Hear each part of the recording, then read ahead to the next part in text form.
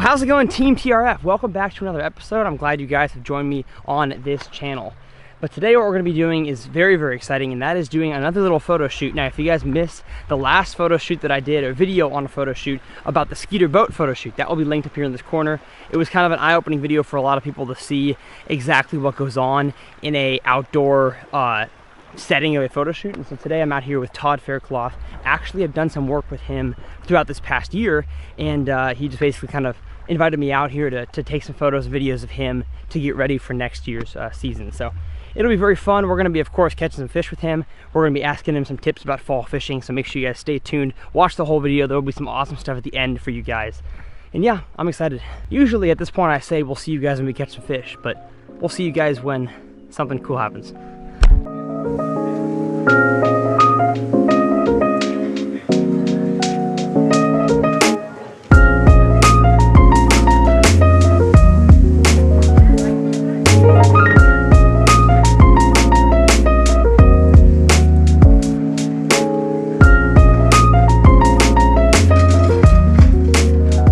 So come like literally right here, and you're gonna be casting at this stump. Super close one. We're gonna get one of those shots that has the top water, you know, hitting the water, literally like at the camera lens. So due to Rayburn being a red clay bank, my shoes are now disgusting. So we're gonna stick them in a bag for the sake of Todd's boat and his resale value. There we go. We got a shot with the sexy dog, and now we're gonna get a shot with this sexy frog. So we just made a long run all the way up to where the bridge is, and hopefully we're gonna catch some fish for you guys. So Todd has never seen me in my YouTuber habitat, have you? No. This is his first time on a YouTube video. Well, maybe not officially on a YouTube video, but on my YouTube video. How do you feel? I feel privileged, man. Honored. You're the hero. It is not a privilege or an honor. It's just it's a time, that's for sure. So we're gonna try to catch some fish, get some fish photos for his marketing stuff. But of course, you guys know we're gonna have a good time. I'm probably gonna have Todd answer a few questions about fall fishing. I'm gonna ask my Instagram story people if they have any questions for a professional angler that he can answer while I'm here. So yeah, we're gonna get started. Hopefully fish some pads, fish some grass, fish some wood. And Todd has promised me a 10-pounder, so. No.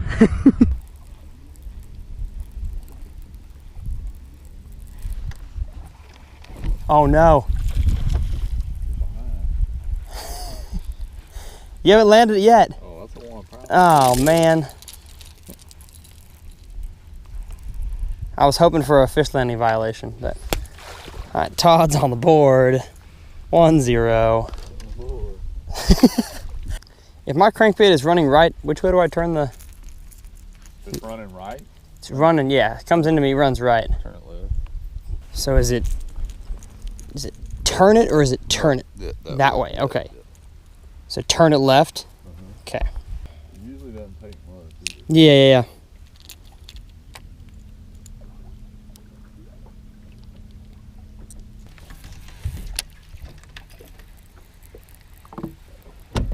Well, now it runs left. I told you not too much. I thought I didn't do too much. I got some sunscreen in here if you need it. I ain't no wimp. No, just kidding.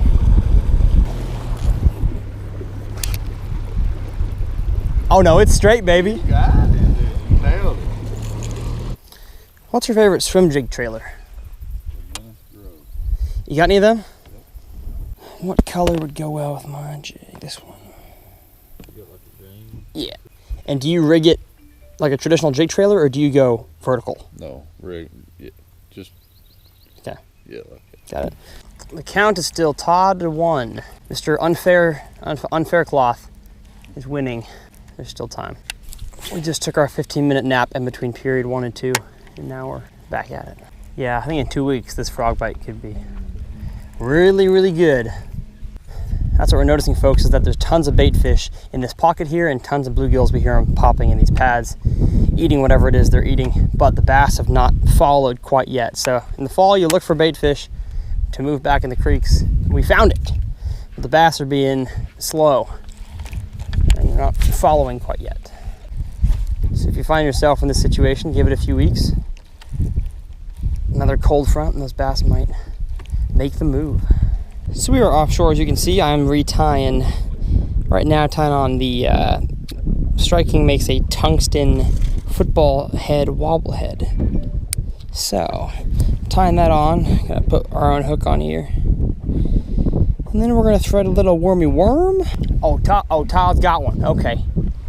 He gave his a wobble. Carolina rig? Okay, any size? No size, small fish. But you're 2 down now. Is that smack talk? Is that smack talk from Todd? I don't want this fish. Get this fish out of here. Those don't count. I don't see him. It's gonna be a 2-minute penalty for smack talk. Not allowed to do that. How do you get these hooks on here? Dad, like, Dad, can you rig my? Yeah, I got a backlash. Hurry up! I think you got the one that has been bent. Oh, okay. The one out of all of them. I always pick the screwed up ones, so it wasn't my fault. No, it wasn't. I was wondering why it looked kind of funky. There you go. Thank you, Dad. All right, I'm down 2-0. No more messing around. Okie doke. Where are they at? Straight on either left or right. Okay.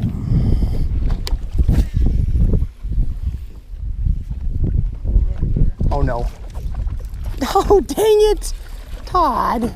What are we looking at here? What are we looking at? Oh. Another A little squirty squirt. Yeah, I know. That's good. spotted bass. A spot? Spotted bass. He just pooped on your deck. He did. Yeah, I don't know where. Somewhere. All right, 3-0. Oh, he's got another one. Oh boy. Oh, that big one? Todd is 3 for 3 right now. A spotted bass. Come a little unprepared Where that? for fishing offshore. My intentions were to fish shallow all day, but Yeah. that didn't work out quite so well. No, it didn't. That's okay. Oh. Oh no. 4 for 4. You are an animal. And I ain't got a bite yet. Carolina rig is. Oh, that's a little better fish. Yes, sir. Yes. Look at how he ate that. Gee. Catch one on if I catch one on less cast, are you gonna have to change? Yeah. I think I got one. You've got to be joking me. I need a Carolina rig, Todd. 5 for 5. This is why he is a pro and I am a Joe. Because he's beating me 6-0. You sure your worm isn't dipped in some magic juices? No magic. I've also never used those things. That'll be cool to. Yep. So we're gonna Carolina rig here, boys and girls. And then these things. How do you put these on? Take those pliers and pinch them. Okay. It's got a little slit in it. Yeah. Just slide it through there. Why 2 of them? Anything half ounce or heavier, I use 2. Okay. Because sometimes it'll slip down. Yeah, Anything like 3/8 and below, you can get by with just one. I see. And how long of a leader are you making? Well, that's the neat thing about this is you can adjust it how Yeah. you want to, but typically about 2 You're and a half. at 2.5. Okay. I got you down. Yeah, I know. Got you down like tying on too. I'm not gonna wait on you. You are ruthless. Well, you gave me a faulty second one. This is the this. Do you need some help? I don't need no help. I'll help you. Got it. Go get you. We're good. We're I good. just got you nervous. That's what it is. Yeah. If you're scared, I'm gonna catch one before you get down. No, I know you're gonna catch one before I get done. Okay. Are you kidding? Oh boy. Oh boy, Todd. Is that 6 casts in a row? Holy moly goodness. Well, in terms of the numbers game, I'm done. So I'm gonna go for big bass now. Because there's a prize for that. Oh, Todd. Biggin? Or is he in a brush? Oh my goodness. Okay, here we go. Here we go, folks. Oh, what a jumper. What a jumper we have.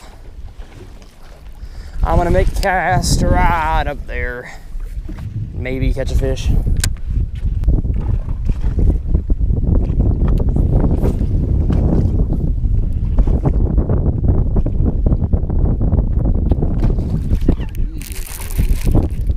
Carolina rig thing. That is wild.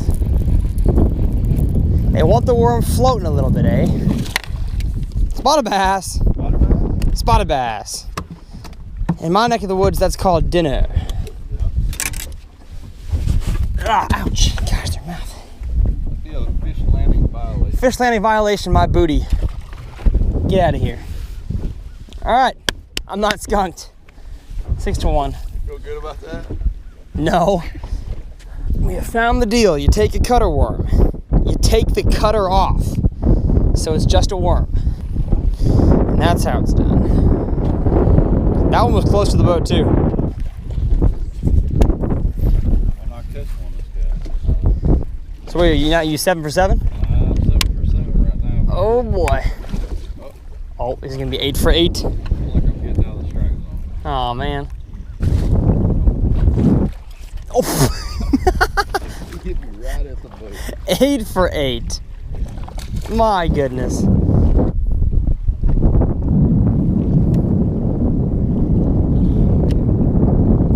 Oh. Yep. Is he bigger? Is he bigger? I don't know. Not fighting very hard yet. Nope. He's just a feisty guy.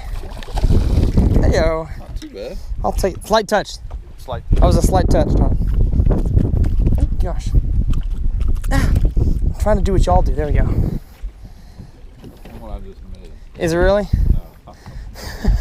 That thing's chunky. Yeah, that's a nice hill. Yeah.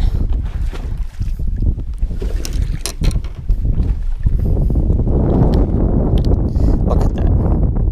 That's the ones that'll grow up to be your Rayburn giants. This one's going on Instagram.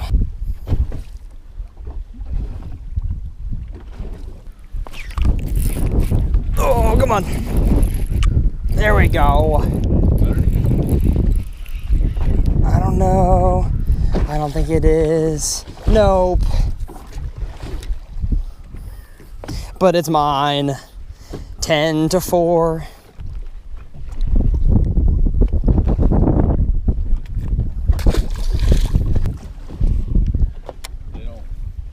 I think we as fishermen, it's just like in the fall, you have 2 or 3 cool days and you automatically think. Yeah, you're right. You automatically think, hey man, it's fall, let's go catch them on the hot water. It's like springtime. I know. You'll have 3 or 4 warmer days and you're like, oh yeah, they're on the bank. No, they're not on the bank. No, they're not. That's all she wrote here. Adios. So we asked you guys on Instagram what questions you'd like to ask a pro fisherman, and we got some here. Who was your first sponsor? We're gonna go first sponsor at all, and then first paying sponsor. Okay, first sponsor at all was Skeeter Boats. Okay. And I think I was probably 18 years old. Yeah. And it was through a local dealer here in Jasper, Texas. It was so I've been with Skeeter Boats my entire career, and that's been a long-standing relationship, and right here in the great state of Texas. Well, heck yeah. My first paying sponsor was Mark Pack with Lake Fork Tackle. Mm-hmm. He was a competitor of mine, and also started Lake Fork Tackle Bait Company. They're on his home lake at Lake Fork, and he was actually my first paying sponsor. I didn't expect Skeeter to be your first sponsor. Yeah. I expected like Jim's Bait Shop or something. Man, Todd's big time. Your least favorite part about being a pro?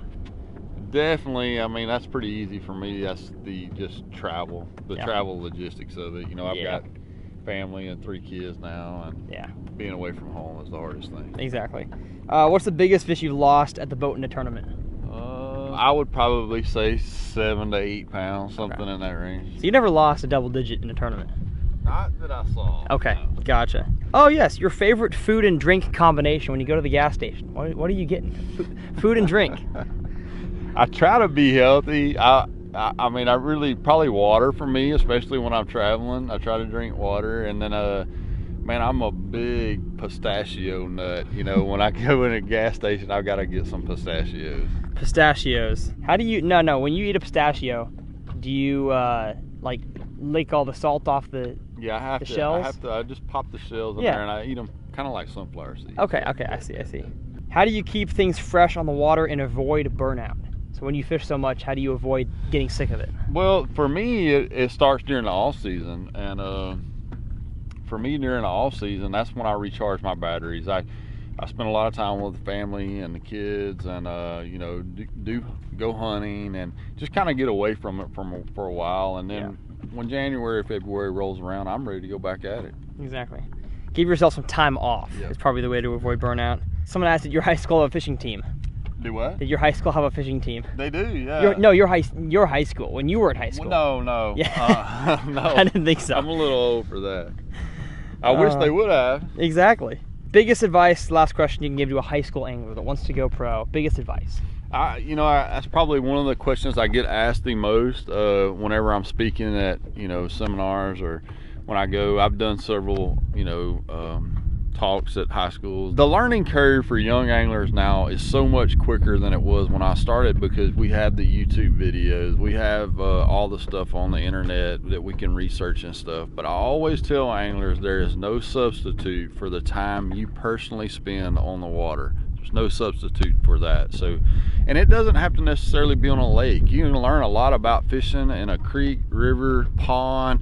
You don't have to have a boat. When I was a kid growing up, it didn't matter if it was a creek, a pond, anywhere. I was just fishing, and trying to catch fish and learning different lures, and that's where my love for the sport began. Yeah. Look at that, someone that says the same thing that I do. I'm not that dumb. But yes, time on the water is the best thing to be successful. Well, that is what we do for this episode of TRF. Hopefully you guys enjoyed that little behind the scenes, of course, what I love to do, which is, YouTube, but also the freelance videography side. And I'm grateful to work with Todd and some other MLF pros. Make sure you guys have Todd followed on Instagram, and of course, make sure you guys are watching MLF live, and he'll be catching fish. You gonna win an event next year? We hope so. We hope so. He's gonna win an event next year. And yeah, all the gear that I used for the Carolina rig will be linked in the description below, how we caught our fish. I'll have all the local water temperature, weather, forecast and everything. The reasons why we decided to fish offshore. It'll all be linked below, and we'll see you guys on the next episode of TRF.